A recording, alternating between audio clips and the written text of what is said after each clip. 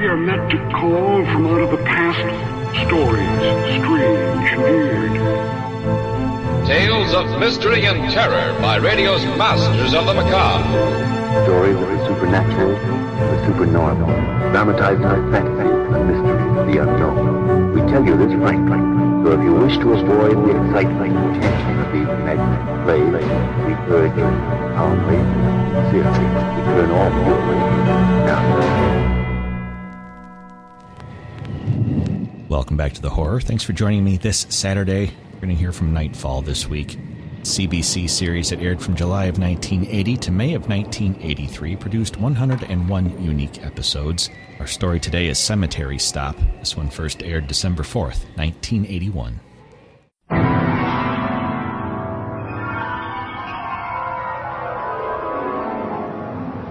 In the dream, you are falling, lost in the listening distance, as dark locks in.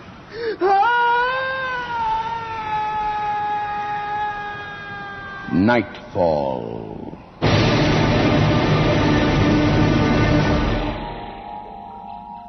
Good evening. This week's Nightfall will tell you everything you need to know about urban transportation and more.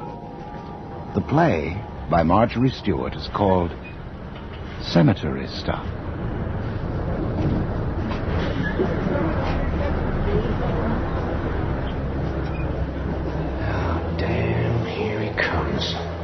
Now, look here, Mortland. You're late again. More than 5 minutes. What the hell are you trying to pull? Look, Ben, I had a few tie-ups back there, that's all. Tie-ups, eh? Such as Molly in the coffee shop here before you started out? Eh?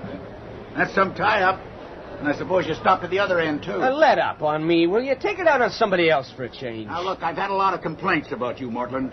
You're pulling away from stops too quickly, leaving passengers stranded, missing stops purposely when you're running late. Look, Ben, I'll see it doesn't happen again, okay? Your promises don't count. Not anymore. You've only got one thing going for you, Mortland. Yeah, what's that? We're, taking into consideration the fact that you've been through a lot in the last month and... Thanks, Ben. Okay. Well, get going. Let's see you back here on schedule. Goddamn company man. He and his whole transportation system can go straight to hell.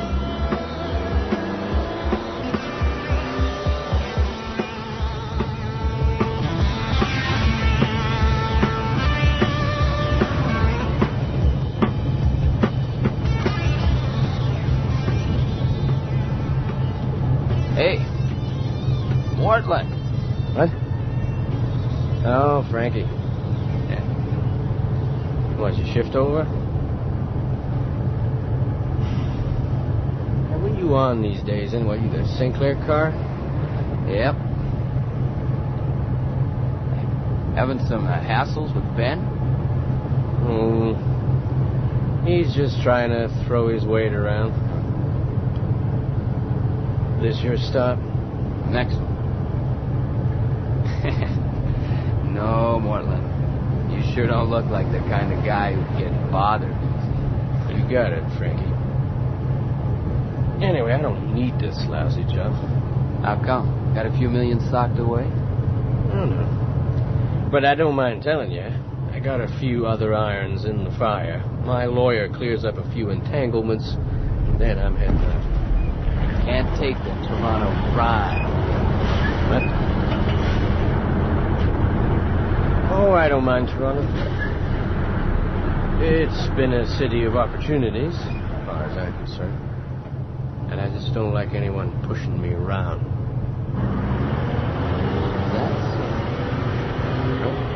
So, I prefer to do the pushing myself. Now, take this route, for instance. I did a bit of pushing to get a hold of this one. Yeah, I bet you did. It's a real easy route, isn't it? Well, it's not too bad. This stretch here, for example, no problem at all. There's no evening stop, so after 5:30, it's clear sailing right through. Frank? Yeah, damn it. Spoke too soon. Driver, stop. What? No, you made a mistake, man. There's no point in you getting off here. This is my stop, driver. No, there's nothing here, ma'am. Driver, this is my stop. You want the next stop, ma'am. You've made a mistake. Driver, this is my stop. Okay, have it your way.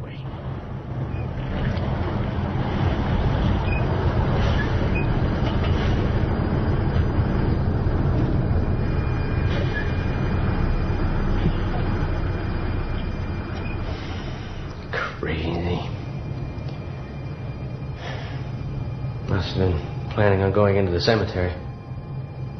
Dressed all in black like that. Everybody knows after 5:30 it's closed.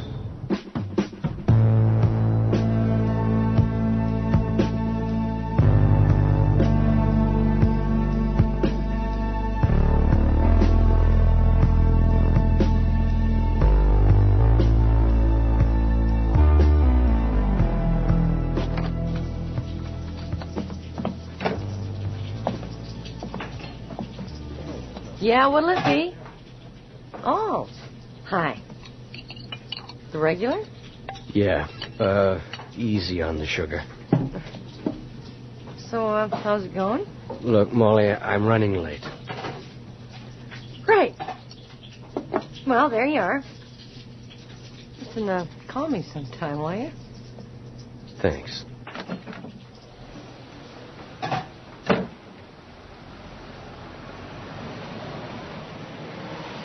Hey, Mortland, could you wait just a minute? What? Oh, it's you. Look, Pete, I'll pay you that 10 I owe you next week, okay? Oh, no, it's not that, George. Look, you and I, we've had our differences in the past, you know, but I just wanted to say how sorry I was to hear about Marion. Well, you know, we were kids together, us two. A real shock it was. Especially the way it happened. She was such a good swimmer. Yeah, look, I'm in a bit of a hurry right now. I gotta get going. Oh, sure. I won't keep you waiting. See you around, George. Yeah, okay then. I hope not. I sure hope not. Nosy bastard.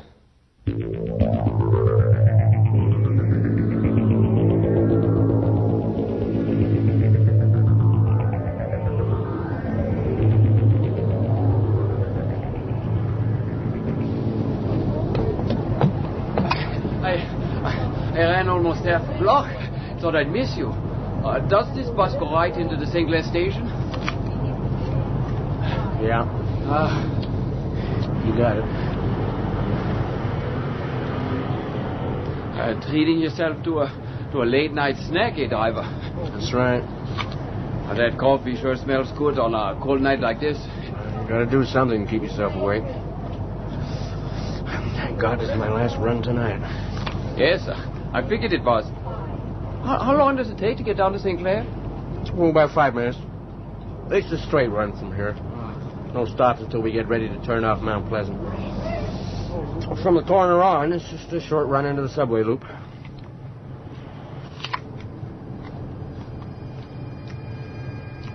God damn it. Why the hell would anybody be getting out here? The cemetery stuff. Damn it, anyway. Driver, will this bus take me to the end? What do you mean? The end? Driver, will this bus take me to the end? Well, yeah, sure. Sure, yeah, it goes right to the end.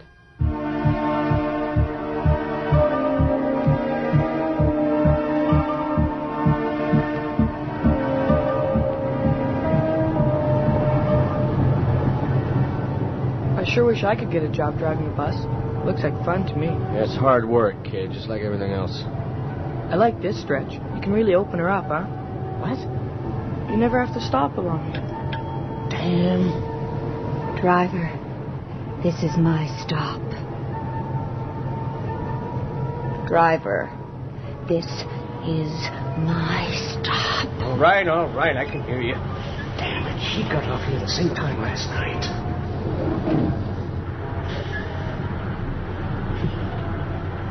What'd you stop for, driver? There wasn't anyone waiting to get off.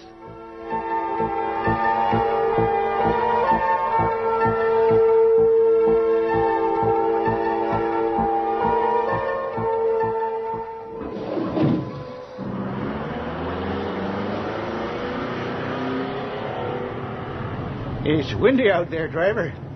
And cold. I'll be glad to get home to my apartment. Yeah, I know what you mean. I'll be glad to get home myself. Well, it won't be long now. This is the last half of my final run for the night. Well, I'm glad I caught you then. Damn it, there she is again. What's she doing out there this time of night? I'm gonna find out.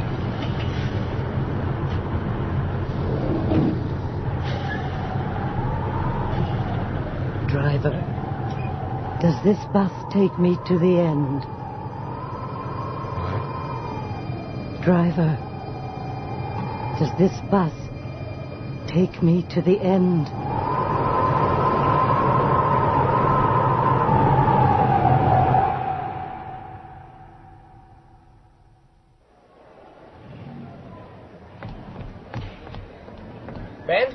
Ben! Say, Ben. Did you see that woman getting off the bus just now? What woman? Well, you couldn't miss her. She was all in black. She was dressed in black. No, just I missed her. You couldn't have. She brushed right past you. No, I don't remember her. This, trouble, I don't know. It must have started night before last. Well, yeah, Monday night it was. What sort of trouble? Hey, look, if you're having trouble with that route again, Mortland, I want to know about it. No, it's not the sort of trouble you're thinking about. I don't even know yet if it is trouble. Maybe it's just sort of weird. You'd better tell me about it. On my last run, night before last, as I was going north, a woman got off at the cemetery stop.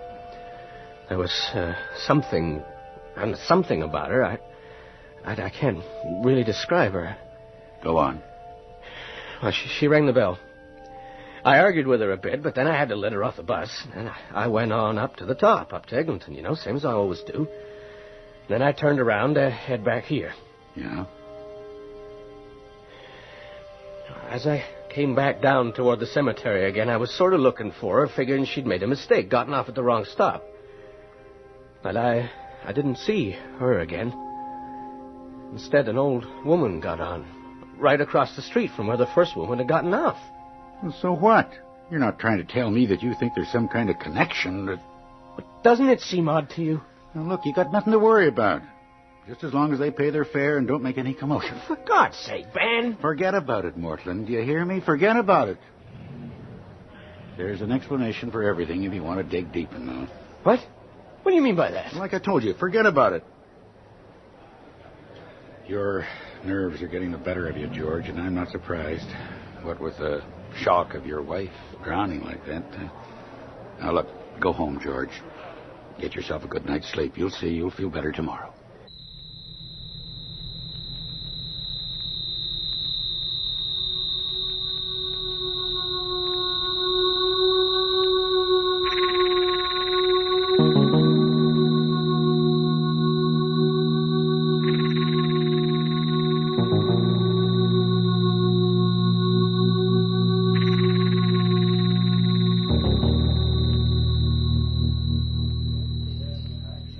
I am not trying to pick a fight with you, Molly. I just thought we could spend some time together. I don't want to be alone tonight. Well, yeah, but I can't leave early. Betty has that awful sore throat, so she called in sick, and, well, Mike says... Forget. I don't want to hear what Mike says. Look, I'm going to try to get some sleep for a change.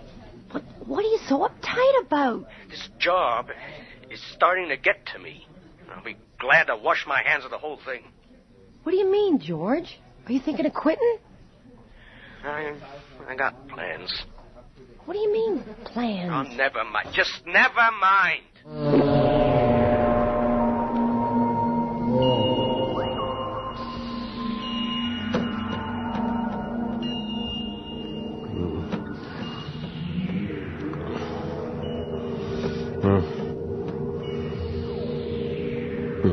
It's a real easy route, isn't it? You're late, Martin. You're late.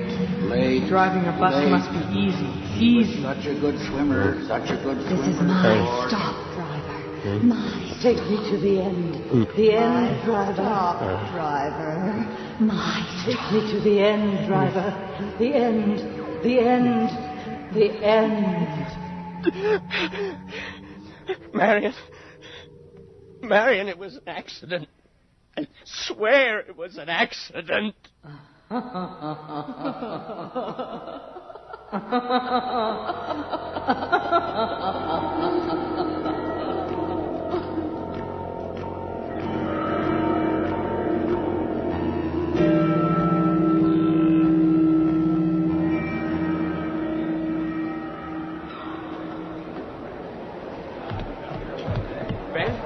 Ben, look, can you get someone to take my last run for me? What's the matter with you? What are you talking about? I can't do this last run. I got a funny feeling. Ben, just get somebody else to do it. Come on, George. You know damn well I can't get another man on this much notice. I won't do it, I tell you. I can't. Get hold of yourself, George. You come with me, Ben. What? Well, okay. But let's get going. George? What's going on, Molly? Oh, hi. Well, Mike let me off early, and I thought I'd ride up with George and kill some time. Kill some time? Hi, Molly. Look, you don't have to kid me. Hi, George. Hey, you look kind of pale. You feeling okay? I'm okay. Look, what's going on with you two? What? But nothing anymore. Right, George? I mean, if you really got to know, Ben, there hasn't been anything since... Oh, I didn't mean that. Look, I'm riding with him, too. The more the merrier. Thanks. You know about... Yeah. Well, I've never been on this route before. Actually, it's a pretty good one. Easy. George is lucky he's got it. Yeah. I used to think that myself.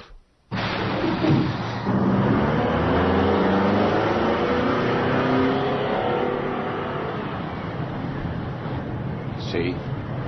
That's the last stop. Before the cemetery. She's not on the bus yet. If she isn't on the bus, she sure as hell can't get off it. And if you can't see her, she's not there.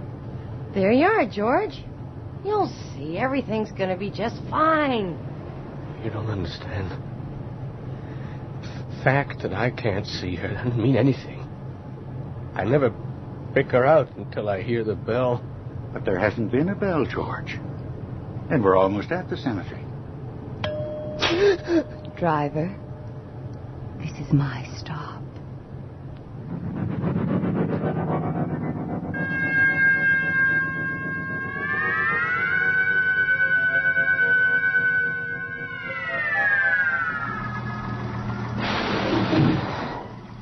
Did you see her? What's the matter with you, George? Why did you stop the bus? Why did you open the door? I don't know. I had to. My hand. It went right to the lever. I couldn't stop it. What are you talking about, George? That doesn't make sense. Look. She's still out there. Can't you see her? She's waving at me, calling me to go out there. I'll be back in a minute. George, where the hell are you going? Don't go out there, George! No. George! No, hold it, Molly. He's got to get to the bottom of this by himself.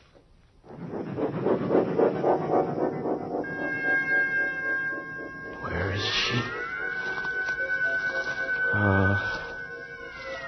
I should have known. Hey, you there?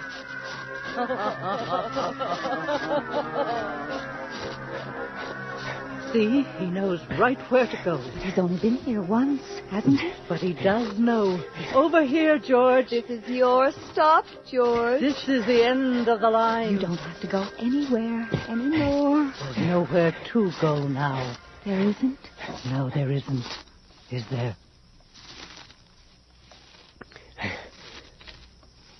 Where are they? It's so dark here. I can't see. Some grass here. It's getting soft. Wet.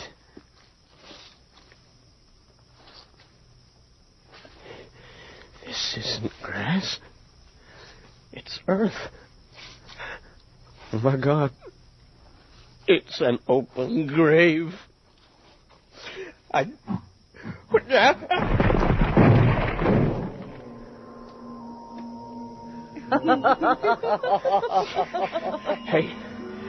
it was an accident. I swear it was an accident. You could have helped you, George, but you didn't. He could. Sure he could. He's a good boy. He can be very helpful. I didn't know that. How could George know how to help? Oh, he just knows. What do you want? What do you want to know? Nothing. We finally know now. We know all about you and Molly, George. But Marion didn't know, did she? Even Molly didn't know, did she? She couldn't understand after all, could she? But we understand, George, don't we? We know all about it, don't we, George? So it's all right, isn't it, George? Even if Marion didn't know. Even if Molly doesn't know. Even if nobody knows but us. Yes. Nobody knows but us.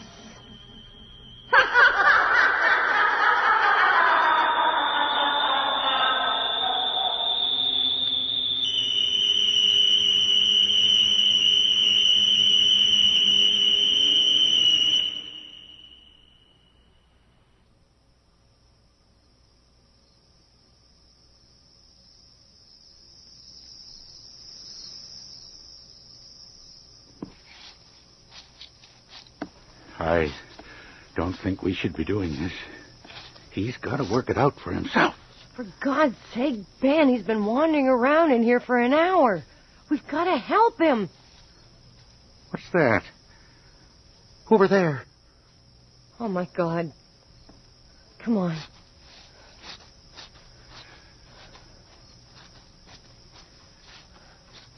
They don't leave them open like that, do they? How the hell should... Oh, God.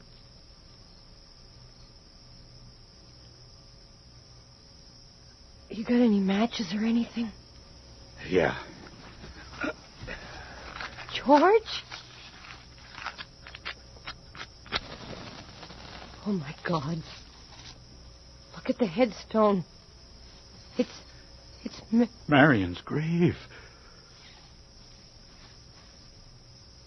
Molly. What? Don't look down in there.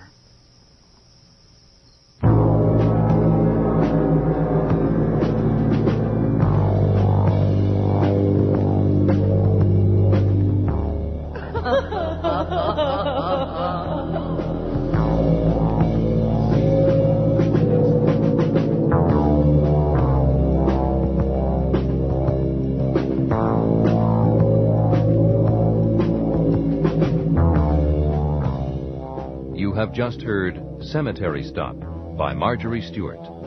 Featured in tonight's cast were Neil Monroe as George Mortland, Jane Eastwood as Molly, and Murray Westgate as Ben. You also heard Alan Fawcett as Frankie, Frank Perry as the elderly passenger, and Alan Levson as the young boy. The voices of the two women from the graveyard were played by Elva Mae Hoover and Marion Waldman. Our recording engineer is Brian Pape, with sound effects by Matt Wilcott, and the production assistance of Nina Callahan. Nightfall is produced and directed for CBC Radio by Bill Howell. That's going to do it for the horror for this week. Hope you enjoyed today's show. You can find more from Nightfall, past episodes of The Horror, and everything else Relic Radio at the website relicradio.com.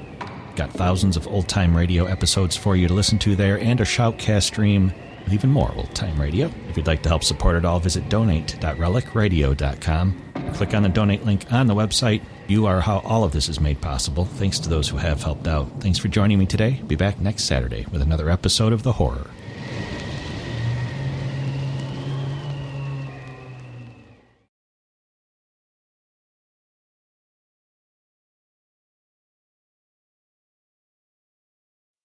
Strange Tales.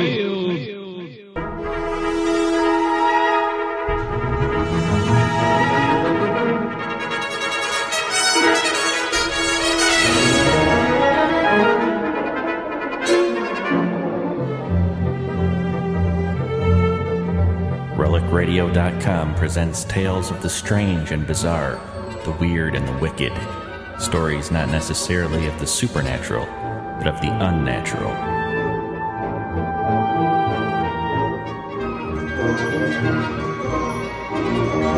Join us now for Strange Tales, featuring radio drama at its most mysterious and unusual.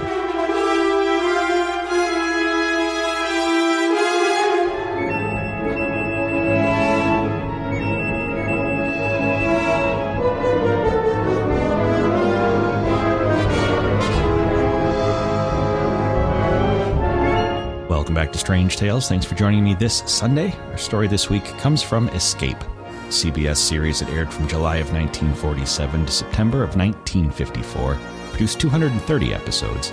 Our story today is based on one by H. Rider Haggard. Here's their adaptation of She, their story from July 11th, 1948.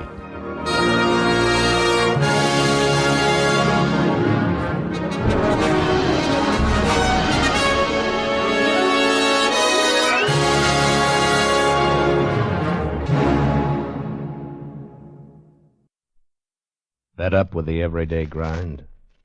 Tired out from the summer heat? Want to get away from it all? We offer you Escape. Escape, designed to free you from the four walls of today for a half hour of high adventure. You are deep in a fabulous mountain cavern, surrounded by a horde of menacing natives from a lost civilization, held at the mercy of the most beautiful woman in the world, the terrible queen called She.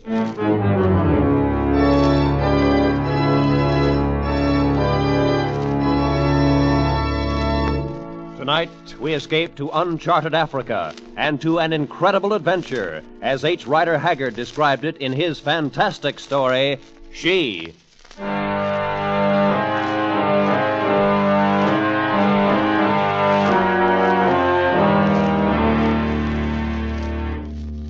In those days, I was a professor of archaeology at Oxford. And though this may account for my being able to understand some of those strange events which occurred later, it was in no respect the reason for my becoming involved in them. No, the real reason was unbelievably simple. I walked through the caves of the dead in the terrible and ancient city of Kor, crossed the awful abyss, and looked upon the flame of life, only because I was one of the ugliest men in England. Because of my appearance, I had made few acquaintances and only two close friends. Roger Vinci first, and following his death, his son, Leo, whom he left behind. And it was that friendship which brought Leo Vinci to my chambers off the quadrangle. Late in the evening of the day he became 25 years old. Today was the first I knew of Ed Holly, when the attorneys called me in. Yes? They said Father instructed them the week before he died to give me the letter and this little bronze chest on my 25th birthday. It's strange. I mean, the chest. Designs on the lid show Egyptian influence. It must be very old. Well, according to Father's letter, it contains something over 2,000 years old. Really? Must have considered it rather important. He's closed the cover with a lead seal. Yes, so I see. At any rate, Holly, the letter doesn't tell us much. Suppose we see what's inside. All right. I have a geology hammer here somewhere, my boy. Here we are. And a chisel.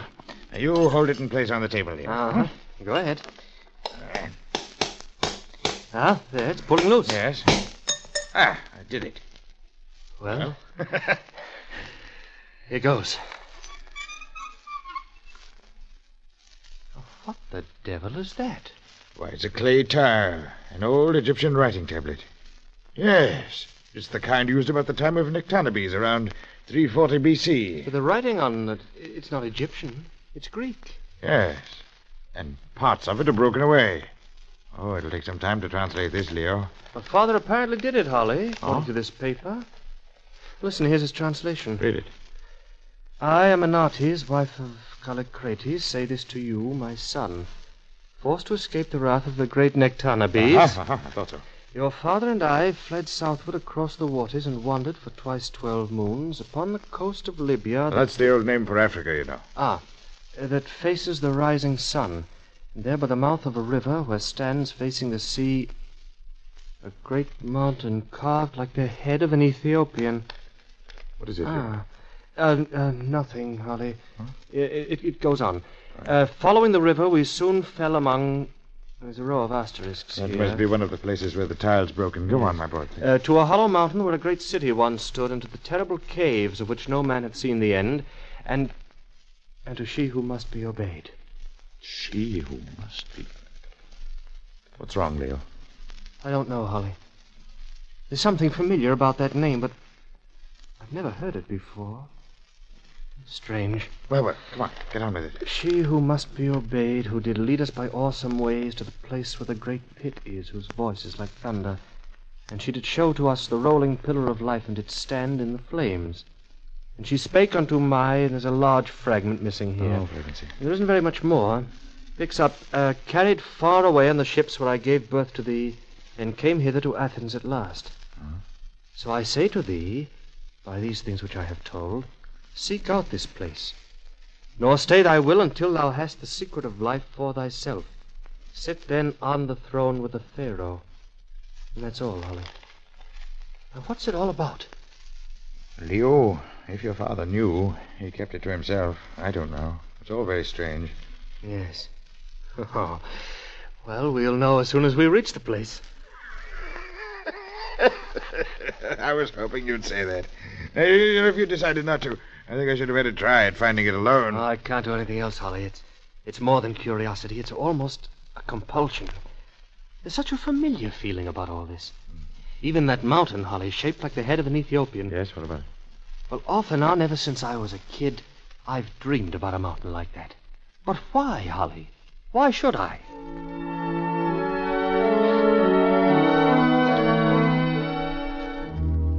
That was the beginning.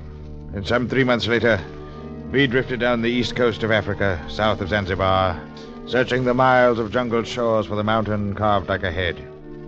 There were 4 of us in the tiny sailing dhow.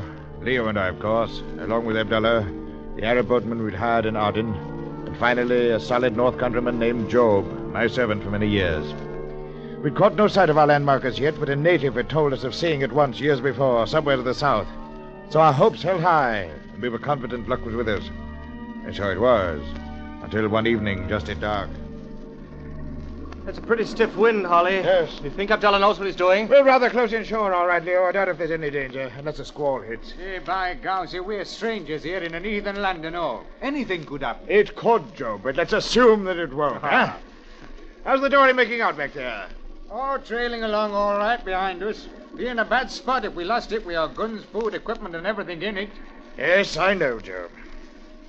Leo, perhaps we shouldn't have packed the stuff that way, Leo. Should have kept it on board with us. No, Holly. We want to be ready to shove off up the river as soon as we sight that head. It would be a tough job loading that boat at sea. Well, we may not have had to, Leo. We've certainly found no reason to so far. But we will. I've dreamed of it. Huh? Hey, Master Ali, look! It's the The wind, wind's Holly. driving the water ahead of it. Abdullah! Lay onto that tiller and head her into it. I'll give him a hand, Holly. Cut Right. the sail loose. Yeah, we've not a chance then. Hold onto the mast, Joe. We shall all be Watch out, drowned.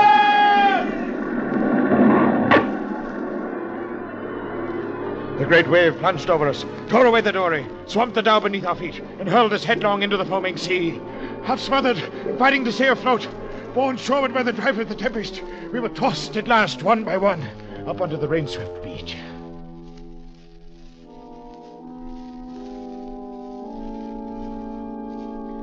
The calm dawn found us huddled together on the sand at the fringe of a dark and forbidding jungle. At the south lay the mouth of a small river, and to the north, the beach ended at the slope of a rocky headland. Leo and Job went to look at the wrecked dory, lying at the water's edge 100 yards away, while I searched the shoreline for some sign of our boatman. I found none, and we never saw Abdullah again. Oh, Holly. Find any trace of him, Holly? No sign, Leo. The bed is gone for good. Oh, it's too bad. What shapes the dory in, Job? Wrecked. Not a chance of fixing it. But the equipment seems to be all right, sir. Oh, good. It's all there, is Yes, it? most of it. The lashings held and the waterproof cases stood up very well. Only trouble is we're afoot. Yes, we're going to have a lot of trouble following the coastline. We won't follow any coastline, Holly. What? We're going up that river. Take a look at that headland there to the north. It shows up better from the wreck, Holly, but with the sun coming up now, you can see it from here, too. Why, gum, it's shaped like a human head. That's it! That's the landmark! Right, Holly. And that's the river Callicrates followed with his wife, the same one we're going to follow. Oh, but Leo, with the boat gone, we shall have to break trail through that jungle and follow that riverbank. Yes, we'd better get started. Look, gentlemen, why can't we just stay here and try to signal some ship? No, there's not much chance of it, Job. They stay pretty clear of this coast. But anyway, this is what we've been looking for. I don't really know what we are looking for, Leo. It's been more than 2,000 years since Callicrates went up that river. And things must have changed a great deal by now. Holly, that carved head up there in the mountain. It looks exactly the way it always did when I dreamed about it. It's incredible. I've got a strange feeling that whatever Callicrates and his wife found back there in the jungle will still be waiting there today.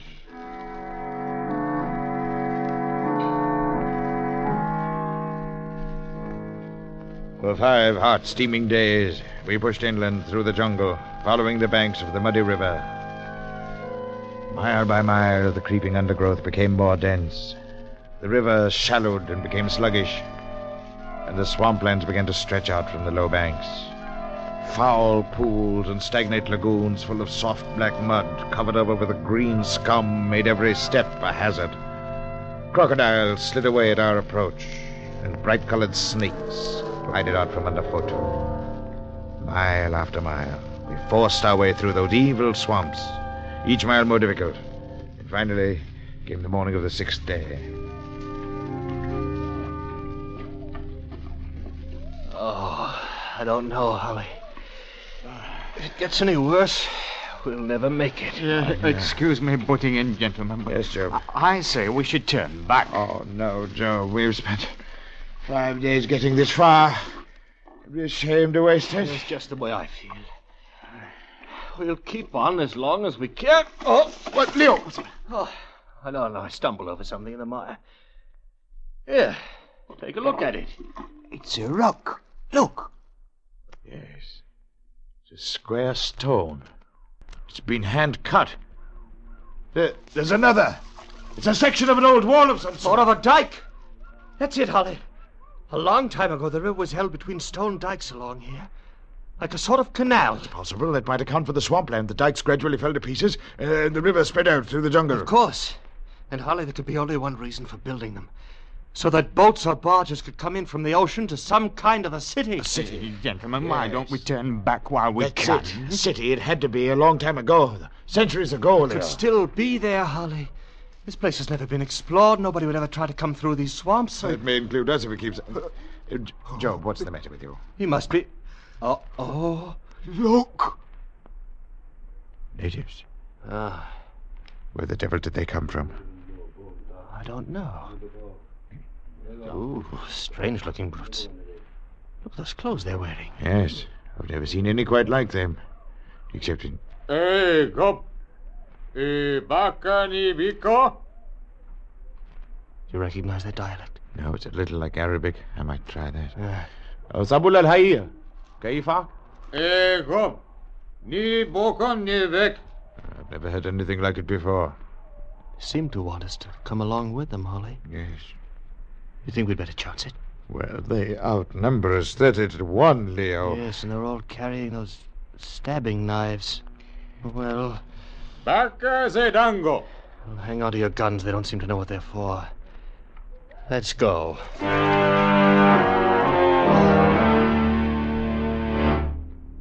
Our strange escort moved rapidly ahead, twisting and turning as they followed some well-remembered trail of their own. We rested during the night on a hummock of dry ground, and then struck out again at dawn. It was late afternoon when we left the swamp and climbed up a long slope to the foot of the rock-walled mountain. Reaching its base, we entered the mouth of a great cavern, and a short way inside, were led into a small side chamber, carved from the living rock and lighted by a reed wick floating in a jug of oil. And then the strange natives went away and left us, and we sat about on the floor, trying to plan some course of action.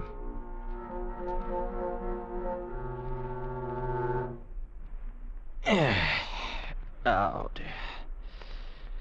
How long do you suppose we've been here, Holly? Close to 2 hours, I'd say. Yeah. Must be dark outside by now. Holly, do you have any idea what race they belong to? They're not like any other natives in this part of Africa. Oh, I've seen people much like them in some of the villages in southern Egypt, Leo. But I don't know any more about it than that. They wear those odd tunics, too. Cotton or linen, I suppose. Those bronze headbands. Must have been out of contact with the rest of the world for centuries, Holly. Heathens, that's what they are, and up to no good so far as we're concerned. That's what You may I be right, think. Joe, but I still want to find out about the other things Eminartes wrote on the tile. The city of Kor, the pillar of fire, and she who must be obeyed. We found the caves, at least. Though I can't see anything so terrible about them. Perhaps we haven't seen everything the cave. Huh? Oh, well. Ni bohop. Oh. Zeni bahop. Our little chum. Zeni bahop. He seems to want us to follow him. Well, hang on to your guns. Right you are. Stick close together. Don't let them separate us. All right, Job? Come, let's go.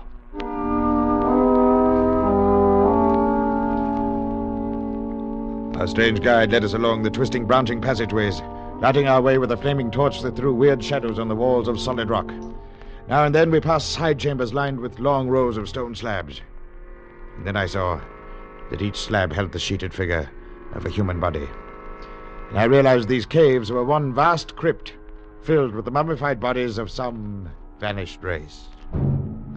Gradually, as we moved on, a most remarkable sound began to grow louder, made up of the guttural voices of a crowd, the throbbing of drums, and the moan of some strange musical instrument.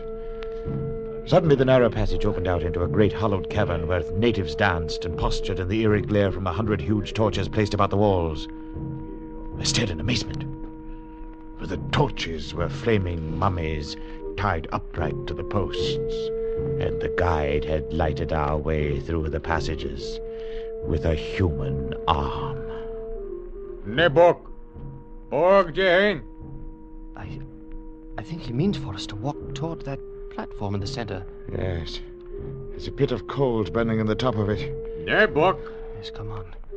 Watch it, Holly. I don't like the looks of this. All right, keep your gun handy, Leo. Stay right with us, Joe. Yes, they look anything but friendly. If anything starts, try to get on the platform. They've got no weapons except those stabbing knives, remember. Yeah. Here we are. Now what? The ban nivet. It's quite some fire they've got built up. I can't understand what they need to do. Job! Look out, Holly! They've killed Job! The devil's back against the wall, Leo. Pick up. Watch it, here they come.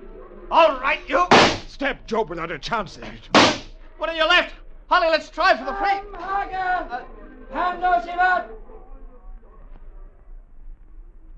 What the deuce is this? Old man in a long white robe. Hold your gun ready, Leo. We'll see what happens.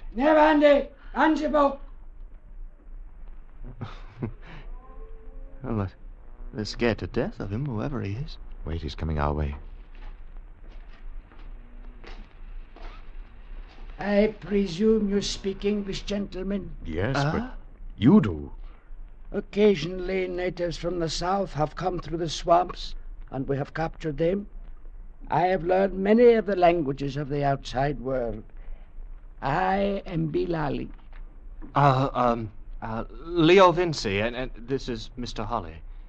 I am most sorrowful for the death of your companion. Oh, yes, poor Joe. My children had no excuse. They know the law. From now on, you will be allowed to complete freedom. No white man is ever to be eaten. Eaten? That is what would have been done to you. But rest assured, her law is just, and their punishment will be swift. Whose law? That of she who must be obeyed. Holly, this is it, Holly. We're still on the right trail. She has demanded your presence. I have come to take you to the place where she is. Tell me, Bilali, who or what is this she who must be obeyed? A goddess? A queen? A white woman? I could not say, my son. I have never seen she. Come along.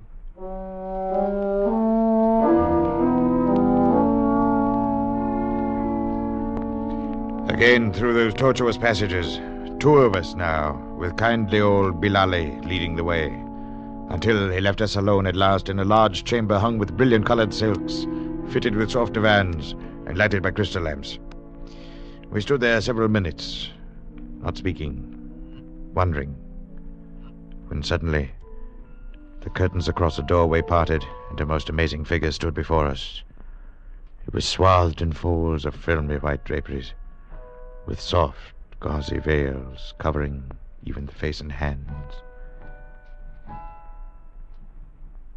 I bid you welcome to the city of Kor, Callicrates and friend of Callicrates. I'm not Callicrates. I'm Leo Vinci, and this is my friend, Mr. Holly.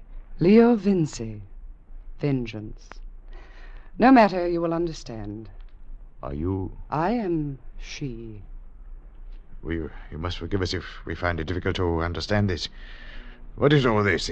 These caves, the natives. What is Kor? Kor is a great city that rose up and then died many thousand years ago. These are the caves of Kor. The city itself stands farther on, in a huge crater at the heart of the mountain. Are you a descendant of Kor? I came from another place, far away, and Kor was dead long before I found it. The natives know me as a fearsome figure in white, and they obey me. They have never seen you? No, Holly. Not one of them has ever seen behind these veils. It's amazing to think that Callicrates must have been here in this same place over 2,000 years ago. 2,287 years ago. Callicrates died in this very chamber. You speak as though you saw it happen. I did see it happen. I killed him. But you couldn't. That was over 2,000 years ago. Yes. And at that time I had been here in Kor for more than 500 years. Impossible. How do you know? You haven't seen me. But then you claim to be immortal. Yes. As he could have been had he stepped with me into the flames of life. As you can be, my Callicrates, if you so choose. I hope you'll forgive me, but I can't believe anything so fantastic. Is it proof you need? Proof that I once did an evil act in anger and paid for it by waiting alone through all these centuries? Proof that my waiting is ended now? Then look upon it behind this curtain. A mummy. A mummy like those out in the caves. But look at the face. Leo, it's you. That's you lying there. That is the body of Callicrates, whom I loved, and whom I killed in anger when he refused to leave her and stay with me to become immortal. His wife Aminaertes fled across the mountains and later gave birth to his son, your ancestor. Then, Leo, that clay tile has been handed down in your family for over 20 centuries. I have paid for my sin, and I have waited, knowing that someday my Callicrates would be born to me again, would come back to Kor and find me. It was as though I had to. I dreamed of that carved mountain before I'd ever seen it. And your name, she who must be obeyed. It struck some chord in my memory the first time I heard it. It is your heart that must be obeyed now, my beloved. The decision is yours whether to leave me once again now that you have found me, or to walk with me into the pillar of life, to love me and to become immortal. Yes. I feel somehow that this is the ending of something I've been moving toward all my life. Leo. But it isn't possible. Immortality. And how can you love someone you've never seen? Then you shall see, my beloved. I've worn these veils for you, and for you I... Look. Oh. The soft veil slid off from her shoulders, and she stood revealed before us. The most beautiful woman the world has ever seen. Will you leave me now, my Callicrates, or come with me to the flame of life? I'll go with you anywhere. Anywhere.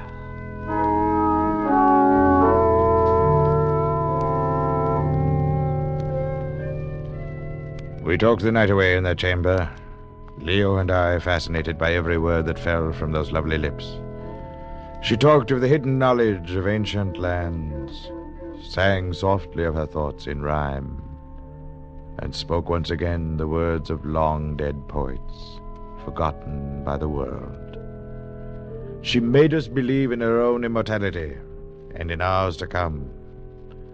And before dawn, Bilali with us, we followed her madly and joyously through the dim and dusty passage that led to the flame of life. We came to a great abyss, with a narrow ledge crossing over it like a rainbow of rock. There Bilali waited, and we three went on alone. At the sight of the awful depths beneath us, Leo and I shuddered, in spite of ourselves, and moved carefully, step by step. She never hesitated, but swayed along gaily before us like a feather borne on a breeze. Finally we stood in a vast circular chamber, a great bubble in the earth's crust, whose walls were shining black basalt. Ollie. Yes? I see there by the wall. Looks like the body of a man. An old philosopher, my beloved, who came here many centuries ago. He sat and watched the flame and could not decide whether he should become immortal. Finally, he died. And you? Have you never regretted becoming immortal? I could not have waited for Callicrates, Holly, had I not been immortal. But you, Leo, perhaps you have doubts. Immortality will not even be long enough with you. Where is the flame? Listen. Even now it approaches. It advances and then retreats, a never-ending cycle of life. It has moved along its path through this cavern since the beginning of time. Holly, look! Do not fear it, beloved. See, this time I will step into the flame alone. And when it comes again, you may join me. It's like the fire of the sun and the dust of 1,000,000 diamonds. As the great and terrible pillar of flame approached, she threw off her veils and opened her arms to it, and the eternal fire flowed over her.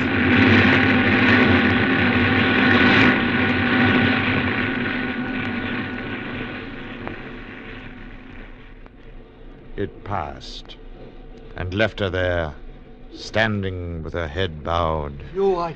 Are you all right? It didn't harm you? No, my beloved. Can one find harm in the flame that created life itself? Do you believe that... What's wrong? Tell me what's wrong. The flame was different somehow. Now that Callicrates has returned, the curse of everlasting life is lifted. Leo, she's aging, growing old. No. Oh, no. I do not... If I go... Search for me. Search. Merciful heavens. Oh, no. No! Even as Leo's hands reached out to touch her, they closed on a dry heap of soft, gray dust.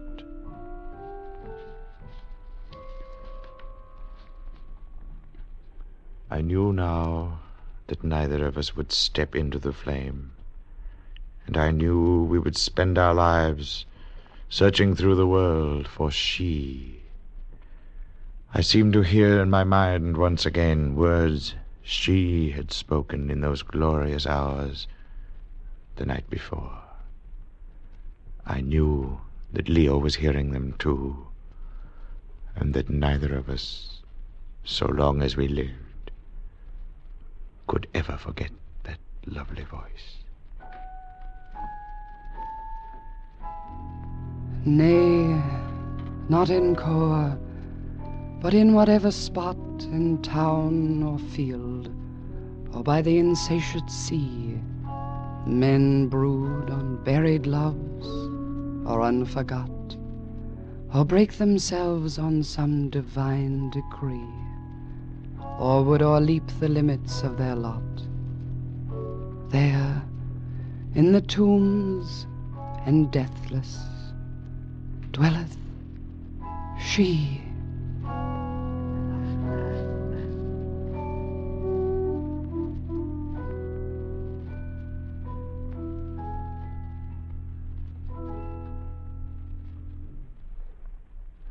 Escape, produced and directed by Norman MacDonald, tonight brought you She by H. Rider Haggard, adapted for radio by Les Crutchfield, with editorial supervision by John Dunkel. Featured in tonight's cast were Barry Kroger, Larry Dobkin, Kay Brinker, Ben Wright, and Wilms Herbert. Special music by Ivan Ditmars. Next week. You are clinging precariously to a diving, pitching longboat, lashed by mountainous seas in the center of a hurricane. And at the helm, driving you on, is a man bent on revenge and willing to kill for it.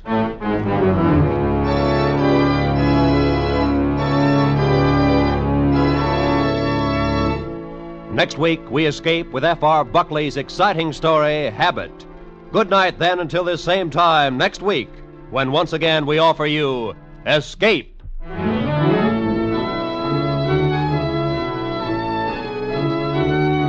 This is CBS, the Columbia Broadcasting System.